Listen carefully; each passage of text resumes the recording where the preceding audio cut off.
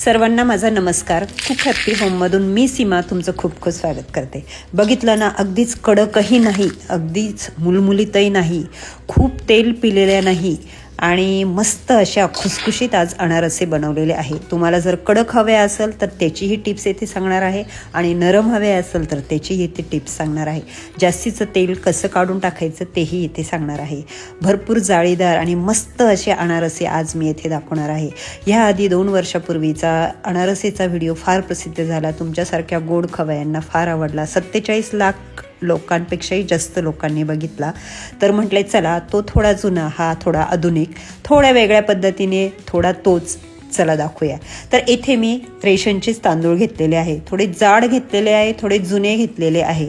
मी ना सर्व प्रकारच्या तांदळाचे अनारसे करून बघितले, पण नाही जे रेशनच्या तांदळाचे बनताना तसे कुठल्याच तांदळाचे बनत नाही. तर स्वच्छ निवडून घेतले आणि स्वच्छ धुवून घेतले.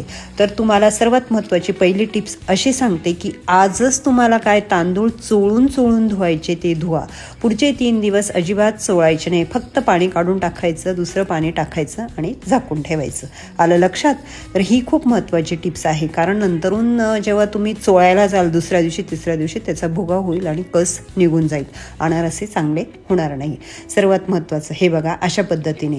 आता स्टेप बाय स्टेप इथे मी 3ही दिवसाचं तुम्हाला दाखवलं आहे. पहिल्या दिवशी स्वच्छ तांदूळ धुवून हाताने अगदी घासून झाकून ठेवले.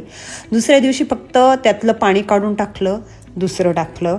तिसऱ्या दिवशी तेच केलं, पाणी काढून टाकलं अगोदरचं आणि दुसरं टाकलं. आता तर कंप्लीट 3 दिवस पूर्ण झाले की लगेच त्यातलं पाणी टाकून द्यायचं, थोडंसं वरती टाकायचं. हे बघा अशा पद्धतीने. आज बघा खूप छान असा भुगा होता आणि आज थोडा हाताने चोळले तरी काही नाही, पण चोळू नका, कारण आपल्याला पण ऑलरेडी स्वच्छ धुतलेलेच होते ना. तर असे चाळणीत नित्रत ठेवा. किती दिवसांनी? पूर्ण 3 दिवस भिजू द्या आणि चौथ्या दिवशी बरं का.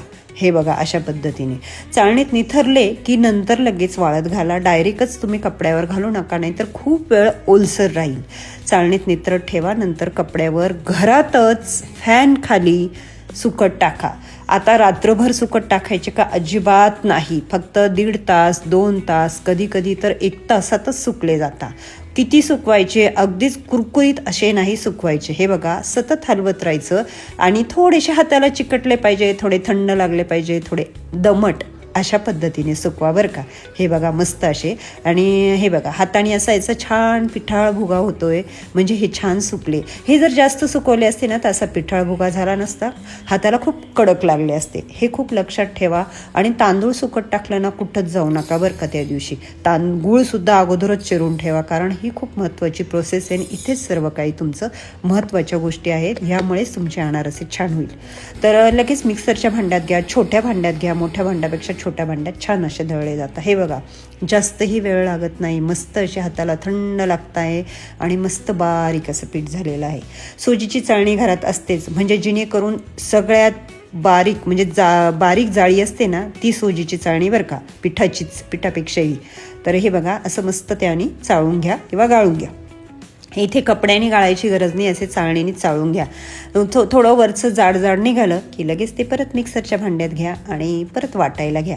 बघा मस्त असं गार वाटतंय आणि असं हातात पीठ घेऊन मुटका केला ना की मुटका होतोय, म्हणजे याचा अर्थ आपलं तांदूळ छान असे भिजले, छान असे सुकले आणि मस्त असे बारीक झाले. आता आपल्या अनारशा नक्कीच छान होतील. आता अनारसे म्हणता माझ्या तोंडात अनारसा हा शब्द येतोय, तर प्लीज मला त्यावरही कमेंट करू नका. हे बघा मस्त असे झाले. आता ह्याच पद्धतीने आपण सर्व तांदूळ दळून घेऊ मिक्सरच्या भांड्यामध्ये आणि असे चाळून घेऊ. तर मी 1 किलो तांदूळाला 3 पावशर गूळ घेतलेला आहे, म्हणजे 750 ग्रॅम गूळ घेतलेला आहे. तुम्ही थोडासा खडा वाढवू शकता किंवा कमीही करू शकता, पण हे प्रमाण अगदी योग्य आहे. परत एकदा सांगते की 750 ग्रॅम म्हणजे 3 पावशर असे 3 पावशर. हे बघा आता बघा मस्त असं दळायचं झालेलं आहे, चाळणीने चाळून घेतलेलं आहे. बघा ना असाही लाडू होत आहे, म्हणजे याचा अर्थ आपलं पीठ अति योग्य झालेलं आहे. तर किंचित थोडंसं सुकलं तरी चालेल, पण जास्त ओले नको, हे एक लक्षात ठेवा बरं का. आता तुम्ही म्हणाल का जास्त सुकले तर काय करायचं? खूपच काही नाही, त्याचे धिरडे करून टाका आणि परत 3 दिवस दुसरे तांदूळ तुम्ही भिजत घाला, त्याला उपाय नसतो काही, कारण अनारसे ही प्रोसेस अशीच असते. आता ते गूळ आणि ते तांदूळ पीठ मी मिक्स केलेले आहे बरं का, अशा पद्धतीने. आणि आता हाताने किती वेळ मिक्स करणार, तर मग मी परत मिक्सरच्या भांड्यात घातलं आणि छान असं मिक्स दळून घेतलं, कारण गुळाचे खडे थोडे जाडसर आहे. आता तुम्ही कितीही प्रयत्न केला की किसनीने किसते मी असं तसं, पण कशाला, जर मिक्सरच्या भांड्यात व्यवस्थित होत असेल तर कशाला तुम्ही हाताने करत बसता, जास्त वेळही लागेल, मेहनतही लागेल. तर जायफळ किसून घातलं, थोडीशी वेलची पावडर घातली आणि मस्त असं मिक्स करून घेतलं. तर मैत्रिणींनो, सगळ्यात महत्त्वाचं म्हणजे प्रमाणातच गूळ असला की अनारसे पगळत नाही, तेलामध्ये विरघळत नाही, कडक होत नाही. गूळ थोडासा नरमच घ्या, चिक्कीचा गूळ घेऊ नका, जेणेकरून छान असे अनारसे होतात.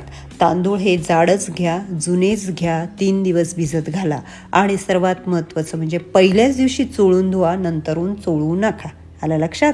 आता मिक्सरच्या भांड्यात घेऊ आणि सर्व काही मिक्स करून घेऊ, म्हणजे गूळ आणि तांदळाचं पीठ, जेणेकरून हाताला मेहनत कमी लागेल. हे बघा किती छान झालं, कलरही किती छान आला. आता यात तुम्ही जर थोडासा आणखीन काळसर गूळ घेतला तर अनारसे काळे पडतील, अनारसे छान होतील पण तळताना काळे पडतील. तेव्हा असं मस्त ऑर्गॅनिकच गूळ घ्या. ऑर्गॅनिक म्हणजे जास्त साखर असलेला गूळ नका घेऊ, पांढरा गूळ तर अजिबात घेऊ नका. थोडासा असा गुलाबी, थोडासा असा लालसर गूळ घ्या. हे बघा, आता सर्व गूळ आणि तांदूळ पीठ मस्त असं एकत्र झालेलं आहे. थोडाफार किंचित गुळाचा खडा राहिला तर तो पण नंतरून वितळून जातो. आता आपल्या हाताला गरमाई असते, हाताने तो एकदम व्यवस्थित मिक्स करणार मी आणि लाडू करून घेणार. हे बघा मस्त असे झालेले आहे आणि लाडू करून आता आपल्याला डब्यामध्ये ठेवून द्यायचं आहे बरं का. तर डब्यात किती दिवस ठेवायचं, तर फ्रीजमध्ये ठेवायचं नाही. आता तुम्ही याचे लाडू करा अथवा तसेच दाबून डब्यामध्ये भरून ठेवलं तरीही चालेल, काही हरकत नाही. हे बघा आवाजही कसा आला, अगदी चिगट चिगट. जितकं मी हाताने दाबेल तितका तो नरम नरम मऊ मऊ होत जाईल, अशा पद्धतीने. तर तुम्हाला परत एकदा सांगते, 4 ते 5 दिवस बाहेरच ठेवा, अनारसे बनवून घ्या आणि उरलेलं पीठ तुम्ही फ्रीजमध्ये ठेवा. आणि शिवाय असंही हे पीठ 2 ते 3 महिने सहज बाहेर चांगलं राहतं, पण आपले उलसर हात लागतात, डब्याचं झाकण उघडं राहतं, म्हणून म्हटले की फ्रीजमध्ये ठेवा. मस्त असे लाडू वळायचे झालेले आहे आणि मी आता झाकण लावून 2 ते 4 दिवस ठेवणार आहे. आता झाकण लावताना थोडेसे ते लाडू चुरले, पण काही हरकत नाही, तुम्हाला तेच असं दाखवते प्रत्येकदा. हे बघा झालं. आता कंप्लीट 5 दिवस झाले आहे आणि मी 6व्या दिवशी हा डबा, 4 ते 5 म्हटले पण 5 दिवस झाले आणि 6व्या दिवशी हा डबा मी उघडला. हे वरच्या लाडूचं बघा असा चुरा झाला आणि मस्त असं वासाला डबा उघडल्या जसे काय मी आत्ताच अनारसे बनवलेले आहे. चला आता ते जे तुकडे तुकडे झाले होते मी ते गोळे घेतले आणि आता आपण ते परातीमध्ये सगळं छान असं मिक्स करा. आता तुम्ही म्हणाल का अरे हे तर किती कोरडं आहे, पण घाबरायचं नाही. येथे आपल्याला तुपाचा वापर अवश्य करायचाच आहे, तेलाचा नाही करायचा, फक्त तुपाचा करायचा. तूप तुम्ही घातलं ना तर तुमचे अनारसे अगदी खुसखुशीत होणार आणि खूप चविष्ट होणार. तर मी इथे 3 गोळ्यांना जवळजवळ 2 ते 2.5 चमचे तूप टाकलं बरं का, असं घट्टसर. आता ते मिक्स करून घेणार आणि नंतर त्यात थोडं मलाई मिक्स दूध टाकणार.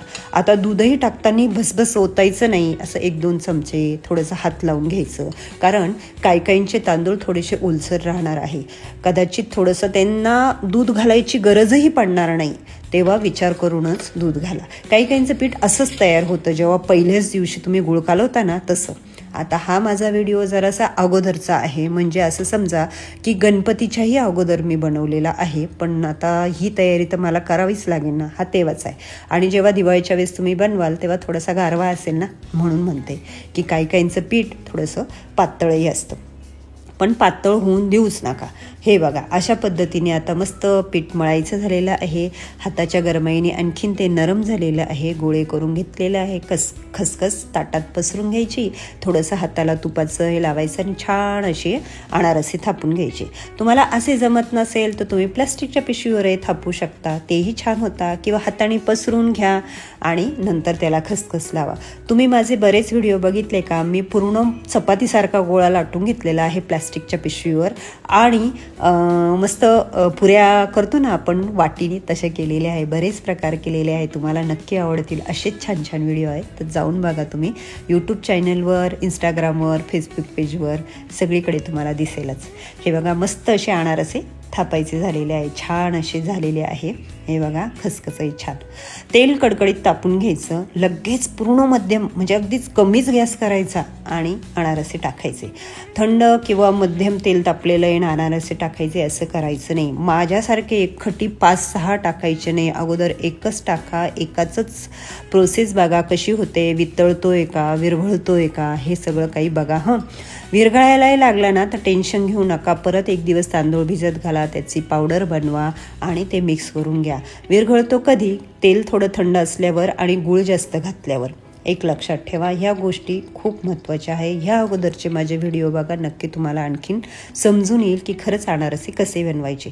तसं तर अनारसे बनवणे फार सोपे आहे, पण सर्वांना वाटतं की खूप अवघड आहे. तर हे बघा, झाऱ्यानेच तेल त्याच्यावर टाकायचं, खसखसची बाजू वर ठेवायची आणि अशा पद्धतीने सर्व अनारसे तळून घ्यायचे. आता इथे मी 4-5 गोळ्यांचे अनारसे बनवले, मस्त असे झाले. हे बघा, जाळीही छान सुटली आहे, कलरही छान आलेला आहे. तर जास्तीत जास्त पहिले अनारसे तळायला मला 2 ते 2.5 मिनिट लागले, मध्यम गॅसवरच बरं का, मोठा गॅस करायचा नाही. मग तळायला जरा उशीर होत असेल तर नंतरून तुम्ही थोडा मोठा गॅस करू शकता. बघा मी किती अनारसे बनवले, पटपट बनवले. अगोदर मी सर्व बनवून घेतले आणि मग नंतर तळून घेतले. अशाच पद्धतीने उपवासाचे सुद्धा मी अनारसे बनवते बरं का. ते पण व्हिडिओ मी याआधी टाकलेले आहे, ते पण तुम्ही बघू शकता चॅनलवर जाऊन. हे बघा, मस्त सर्व अनारसे झाले, खसखसही छान आहे. त्याला असं नाही का पूर्ण निघून आलेली आहे. खसखसची बाजू वर टाकायची आणि अनारसेवर झाऱ्याने तेल उडवायचे, जेणेकरून अनारसे छान असे तळले जातात. मस्त असे अनारसे झालेले आहे. आता आपण मस्त त्याचा आस्वाद घेऊ. तर मैत्रिणींनो, खूप वेळ आणि खूप मेहनत लागते बनवायला, पण तुम्हाला जर नक्कीच ही रेसिपी आवडली असेल, तुम्ही जर नवीन असाल माझे रेसिप्या बघणार आहे तर आठवणीने यूट्यूब चॅनल सबस्क्राईब करा, इंस्टाग्राम फेसबुक पेज पण लाईक आणि फॉलो करा. हे बघा कसे मस्त असे कुरकुरीत पण झालेले आहे, थोडेसे ठिसूळ पण झालेले आहे आणि अगदी खुसखुशीतसुद्धा झालेले आहे. घरात सर्वांना आवडले. माझ्या हातातले अनारसे सर्वांनाच आवडतात आणि मला सर्व अनारसे स्पेशलिस्ट म्हणतात, कारण खरंच छान होतात माझ्याकडून. तुम्हाला काही अडचण असेल तर तुम्ही सरळ मला मेल करू शकता, प्रश्न विचारू शकता कमेंट बॉक्समध्ये. मी सर्व प्रश्नांची उत्तरे देईल, तेव्हा तुम्ही काही विचार करू नका. तुम्हाला जर काही अवघड वाटत असेल तर खरंच नक्की विचारा. तेव्हा कशा वाटल्या अनारशा नक्की कळवा आणि तुम्ही कुठून हा व्हिडिओ बघत आहे मला सांगा. मी काय केलं नंतरून, आता अनारसीमध्ये तांदळाचा पदार्थ असल्यामुळे त्यात तेल उतरतंच. मस्त पातळ पोहे घेतले, त्यावर ती चाळणी, त्यामध्ये ते अनारसे छान असे त्यावर ठेवले जवळजवळ 1.5-2 तास. आणि बघा सगळं तेल निघून गेलं पोह्यांवर आणि पोह्यांचा मस्त असा चिवडा बनवला. जर तुमचे अनारसे खूप कडक झालेच असेल तर रात्रभर कपड्याखाली किंवा चाळणीखाली ठेवा, मस्त असे नरम होऊन राहतील. काहीच टेन्शन घेऊ नका. आणि डब्यामध्ये पण थोडीशी चाळणी बिळणी ठेवून त्याच्यावर ते अनारसे ठेवा आणि छान असे तेल निथरून जाईल. सोपेच उपाय असता. बघा मस्त असा चिवडा बनवला त्या पोह्यांचा. कुठलीच गोष्ट वाया जात नाही आणि वाया जाऊन द्यायचीही नाही. तेव्हा चांगले चांगले खा, मस्त राहा, माझे व्हिडिओ बघत राहा. खूप खूप धन्यवाद पूर्ण व्हिडिओ बघितल्याबद्दल.